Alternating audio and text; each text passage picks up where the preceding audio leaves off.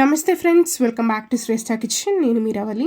ఇవాళ ఒక మంచి రెసిపీ తీసుకొని వచ్చేసాను. చాలా అంటే చాలా టేస్టీగా, యమ్మీగా, సూపర్గా ఉంటుంది. ఇదే మన మిల్ మేకర్ 65 రెసిపీ అనమాట. మిల్ మేకర్ పకోడీ అని కూడా అనుకోవచ్చు. చాలా అంటే చాలా క్రిస్పీగా, యమ్మీగా, సూపర్గా ఉంటుంది. ఈ చలికాలంలో సాయంత్రం పూట ఇలాంటి స్నాక్స్ చేసుకొని తింటూ ఉంటే ఫ్యామిలీతో పాటు ఎంజాయ్ చేసేయచ్చు. సూపర్ టేస్టీగా ఉంటుంది. అలాగే సింపుల్ కూడా చేసుకోవడం చాలా ఈజీ. ఈ మిల్ మేకర్ 65 ఎలా చేసుకోవాలో సింపుల్గా వీడియోలో చూపించేస్తాను. వీడియో చివరి వరకు చూడండి, ఎక్కడ కూడా స్కిప్ చేయకుండా. సో ఇక్కడ ఈ మిల్ మేకర్ 65 కోసం నేను ఇక్కడ మిల్ మేకర్ని, పెద్ద సైజులో ఉండే మిల్ మేకర్ని తీసుకున్నాను.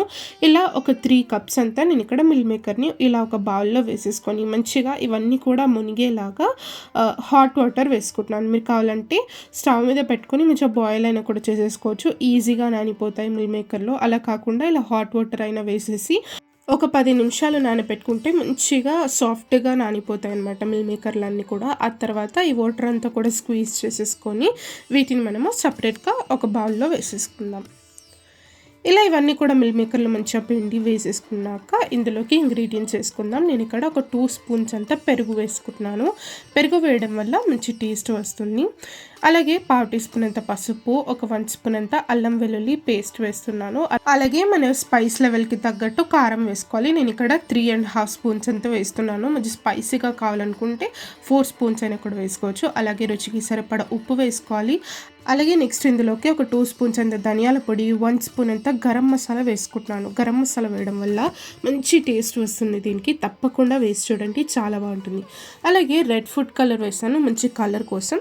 ఇదంతా కూడా ఒకసారి బాగా మిక్స్ చేసేసుకున్నాక ఇందులోకి కార్న్ ఫ్లోర్ నేను ఇక్కడ యాడ్ చేస్తున్నాను. మీరు కావాలంటే రైస్, బియ్యం పిండి కూడా వాడుకోవచ్చు ఇందులోకి.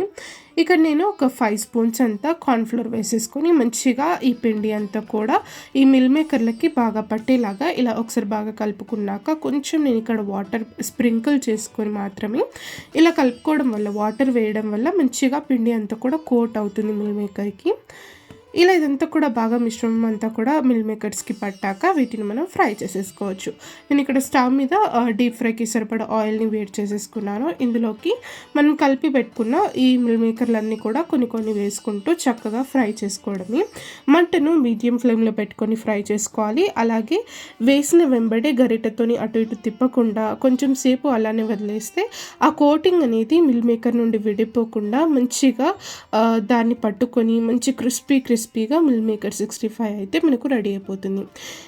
ఇలా మంచిగా ఫ్రై చేసుకొని గోల్డెన్ బ్రౌన్ అయ్యేంత వరకు మంచిగా ఫ్రై చేసుకొని వీటిని సపరేట్గా ఒక బౌల్లోకి తీసేసుకోవడమే. మంచిగా ఎంజాయ్ చేసేసండి. ఇవన్నీ కూడా ఈవినింగ్ పూట చేసేసుకొని మంచిగా ఫ్యామిలీతో పాటు, ఫ్రెండ్స్తో పాటు ఇవి తినుకుంటూ ఎంజాయ్ చేసేయచ్చు. చాలా చాలా బాగుంటుంది. వేడివేడిగా తింటూ ఉంటే క్రిస్పీగా ఆ మసాలా టేస్ట్తో స్పైసీగా ఇలా టొమాటో సాస్లో ముంచుకొని తింటుంటే ఇంకా బాగుంటుంది. ఇక్కడ నేను మిర్చి కూడా చూపిస్తున్నాను చూడండి. లోపల ఆ టెక్స్చర్, ఆ క్రిస్పీనెస్ ఎంత బాగుందో అసలు. అందరు కూడా చాలామంది ఈ మిల్ మేకర్ 65కి అయితే ఫ్యాన్స్ ఉన్నారు మా ఇంట్లో, ఫ్రెండ్స్లో అందరు కూడా. తప్పకుండా ఈ రెసిపీ అయితే ట్రై చేసి మీకు ఎలా కుదిరిందో నాతో కామెంట్ సెక్షన్లో షేర్ చేసుకోండి. లాస్ట్లో నేను ఇక్కడ పెరి మసాలా యూస్ చేశాను. వీడియోని ఇస్తే లైక్ చేయండి, షేర్ చేయండి, మన ఛానల్ని సబ్స్క్రైబ్ కూడా చేసుకోండి. Thank you.